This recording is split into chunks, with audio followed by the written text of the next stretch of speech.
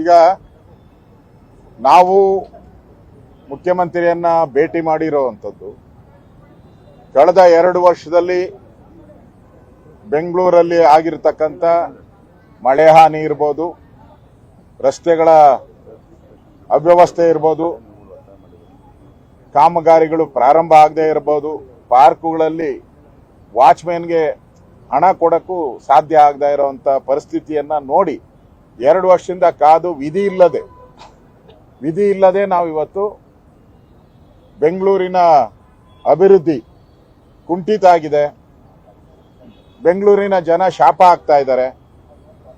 ಇನ್ನೊಂದು ಕಡೆ ಬೆಲೆ ಏರಿಕೆಯ ಬಿಸಿಯಿಂದ ಜನ ಬೆಲೆ ಏರಿಕೆಯನ್ನ ತಡ್ಕೊಳಕ್ಕಾಗದ ಪರಿಸ್ಥಿತಿಯಲ್ಲಿ ಅಭಿವೃದ್ಧಿನೂ ಕೂಡ ಕುಂಠಿತ ಆಗಿರುವಂಥದ್ದು 2 ವರ್ಷದಿಂದ ನೋಡಿ ಸಾಕಾಗಿ ವಿಧಿ ಇಲ್ಲದೆ ನಾವಿವತ್ತು ಮುಖ್ಯಮಂತ್ರಿಗಳನ್ನ ಭೇಟಿ ಮಾಡಿ ಅನುದಾನ ಕೊಡಿ, ಬೆಂಗಳೂರಿಗೆ ಅನುದಾನ ಕೊಡಿ, ರಾಜ್ಯದ ನಮ್ಮ ಎಲ್ಲ ಬಿಜೆಪಿ ಶಾಸಕರೇನಿದ್ದಾರೆ, ಮೊದಲನೇ ಬಾರಿ ಗೆದ್ದಂಥವ್ರು, ಈ ಥರದವರು ಕೂಡ ಬಹಳ ಕಣ್ಣೀರಾಗ್ತಾ ಇದ್ದಾರೆ. ಇಡೀ ರಾಜ್ಯದ ನಮ್ಮ ಎಲ್ಲಾ ಶಾಸಕರು ಅನುದಾನ ಸಿಗ್ತಾ ಇಲ್ಲ. ಅಂಶಗಳಿಗೆ ಅನ್ಯಾಯ ಮಾಡೋದು ಸರಿಯಲ್ಲ.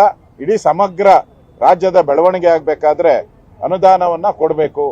ನಾವು ಹಿಂದೆ ನಮ್ಮ ಸರ್ಕಾರ ಇದ್ದಾಗ ಯಡಿಯೂರಪ್ಪನವರು, ಬಸವರಾಜ ಬೊಮ್ಮಾಯಿ ಇದ್ದಾಗ ಯಾವ ರೀತಿ ಅನುದಾನಗಳನ್ನ ಕೊಟ್ಟಿದ್ದೀರಿ ವಿರೋಧ ಪಕ್ಷಕ್ಕೆ ಅನ್ನೋದನ್ನು ಹೇಳಿದಿರಿ. ನಾವು ಬೈರ್ತಿ ಸುರೇಶ್ ಇವಾಗ ಮಂತ್ರಿ ಆಗಿದ್ದಾರೆ.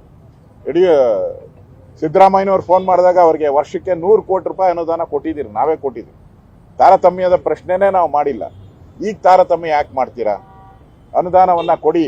ಸುಮಾರು 150 ಒಂದೊಂದು ಕ್ಷೇತ್ರಕ್ಕೆ 120ರಿಂದ 150 ಕೋಟಿ ರೂಪಾಯಿಯನ್ನ ಅನುದಾನವನ್ನ ಪ್ರತಿ ವಿಧಾನಸಭಾ ಕ್ಷೇತ್ರಕ್ಕೆ ಕೊಡಿ.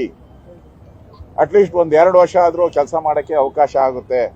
ಹಿಂದೆ ನಾವು ಇದ್ದಾಗ ಕೊಟ್ಟಿದ್ದೀರಿ, ಅದಕ್ಕಿಂತ ಜಾಸ್ತಿ ಕೊಟ್ಟಿದ್ದೀರಿ. 150 ಅಲ್ಲ, 200-300 ಕೋಟಿನೂ ಕೊಟ್ಟಿದ್ದೀರಿ ನಾವು.